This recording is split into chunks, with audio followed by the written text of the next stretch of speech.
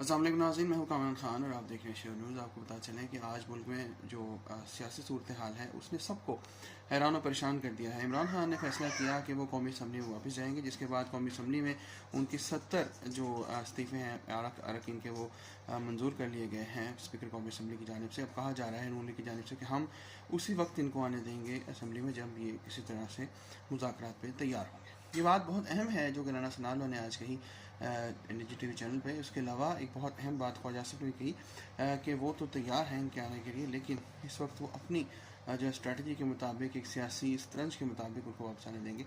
मुल्क की सूरत हाल जो है सियासी वो इस कदर बिगड़ चुकी है कि इसमें कुछ कहना अभी इस वक्त मुनासिब नहीं होगा कि किस तरफ ये जाएगी। इमरान खान तशरीफ़ लाएंगे असम्बली में, दोबारा इलेक्शन लड़ेंगे, या नून लीग पीडीएम जो है उनका मुकाबला करेगी या नहीं करेगी, और अगले इलेक्शन तक ये मामला ऐसे ही लटकता रहेगा।